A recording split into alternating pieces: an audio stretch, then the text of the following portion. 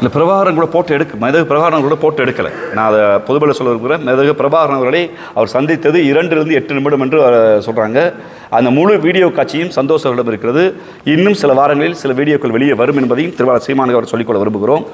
அவர் மெதகு பிரபாகரனை சந்தித்தது ஒரே ஒரு முறை தான். 2வது முறை சந்திப்பதற்கு வாய்ப்பு கிடைத்தும் அவர்கள் கொடுக்கவில்லை. இவருடைய ஒழுக்கக்கேடான வாழ்க்கையால், இவருடைய ஊதாரித்தனத்தால் தமிழீழ விடுதலை புலிகள் புறந்தறினார் என்பதுதான் உண்மை. அவர் இன்னைக்கு நினைச்சிட்டாரு யாருமே இல்லை சொல்ல மாட்டாங்கன்னு. ரொம்ப முக்கியமாக இன்னொரு குற்றச்சாட்டை வைக்க விரும்புகிறேன். நேற்று தமிழீழ அரசியல் துறை என்ற ஒரு அறிக்கை வந்திருக்கிறது.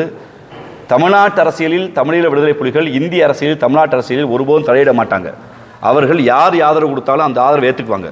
மக்கள் மன்றத்தில் எங்களுக்காக நீங்கள் ஆதரவு சக்தி அள்ளுங்க தான் சொல்லுவாங்க. ஆனால் நீங்கள் இவங்களுக்கு வாக்களிங்க, இங்கே போங்கன்னு அவர் சொல்லவே மாட்டாங்க. ஆனால் அவர் சொல்வது, நேற்று அறிக்கை சீமான் கரத்தை வலுப்படுத்துங்கள் என்று சொல்வது, தமிழீழ விடுதலை புலிகள் இந்தியாவின் அரசியல் தலையிடுகிறார்கள் என்று சொல்லி தமிழீழ விடுதலை புலிகள் மீது கொடுக்கப்பட்டிருக்கிற தடையை நீக்குவதற்கு வாய்ப்பில்லாமல் செய்துவிடும். நாளைக்கு தடை குறித்து ஒரு கேள்வி வந்தால் இந்த அறிக்கையை காரணம் காட்டி இங்கே பாருங்க தமிழ்நாட்டு அரசியலுக்கு தலையிட்டிருக்காங்க, அப்போ இந்த தடையை எக்ஸ்டெண்ட் பண்ணுங்க. ஏன்னா தடையை நீங்கள் நீக்கிட்டா உண்மையான போராளிகள்லாம் பேச ஆரம்பிச்சிடுவாங்க. மெதகு பிரபாகரனுடைய உண்மையான சரித்திரம் வெளியே வரும். அப்போ இதெல்லாம் வெளியே வந்தால் தன்னுடைய பொழப்புக்கு ஆபத்து, தான் காட்டி கொடுத்தன்னு தெரிஞ்சுக்கிறதுக்காக சீமானவர்கள் இப்படிப்பட்ட சில்லறத்தனமான வேலையை செய்கிறார். இது 1-2 வேலை இல்லை. நான் முழுக்க இதுக்கு பேர் தான் இன துரோகம்.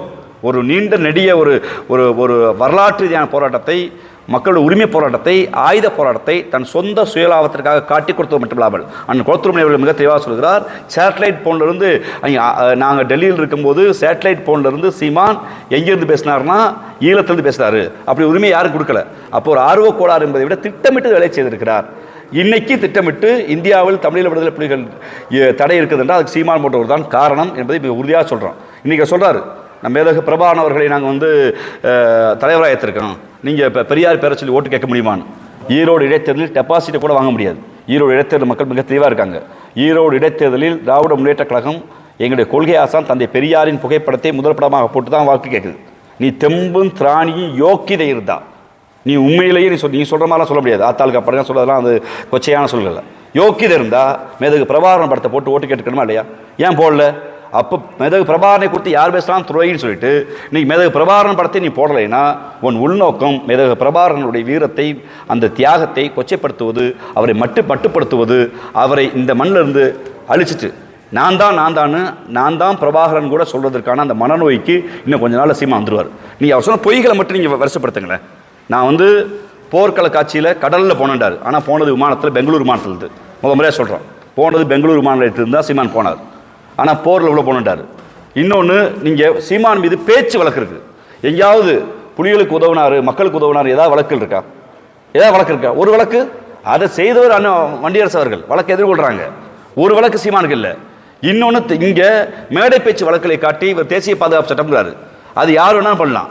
போராட்ட தளத்தில் போராளிகளாக இருந்து இவர் என்ன உதவி செஞ்சார்? இப்போ இந்த போருக்கு பின்பு நடந்தது என்ன? ஒரு இனப்படுகொலை பார்த்துட்டோம். இனப்படுகொலையில் இறந்து போன 1,80,000 உறவுகளும் தமிழர்கள் என்கிற கோரிக்கையை வைத்து இந்திய நீதிமன்றத்தில், பன்னாட்டு நீதிமன்றத்தில், பன்னாட்டு தமிழ் சமூகத்தில் ஒரு டாக்குமெண்ட்ரி எவிடன்ஸை சீமான் கொடுத்ததா ஒன்று காட்ட சொல்லுங்கள். நீ உண்மையிலேயே ஈழ அரசியல் செய்கிறேன்னா போருக்கு பின்பு நீ உண்மையிலேயே அறிவு திறனும் தெளிந்தறிவோடும் அறிவு இருக்கணும். என்ன பண்ணிருக்கணும்? இத்தனை பேர் இறந்துருக்காங்க, டாக்குமெண்ட் எவிடன்ஸ் ஒன்றை காட்ட சொல்லுங்க. அதற்கு மாறாக அதெல்லாம் யார் ஆதரிச்சாங்களோ, யார் இதெல்லாம் வெளியிட்டாங்களோ அவங்கள துரோகிங்கிறது. அதாவது ருத்ரகுமாரை துரோகின்றாரு, உலக நாடுகளுக்கு கூடிய பன்னாட்டு தலங்களை எல்லாரையும் துரோகின்ட்டு தான் நல்லவன் யோக்கியன்னா என்ன பண்ணிருக்கணும்? அங்கே நடந்தது ஒரு இனப்படுகொலைங்க, இவ்வளவு கோயில் இடிக்கப்பட்டுச்சுங்க, இவ்வளவு மசூதி இடிக்கப்பட்டுச்சுங்க, சிங்கள ராணுவம் தாக்குச்சுங்க செய்தியை கூட ஒன்றால் பேச முடியலையே.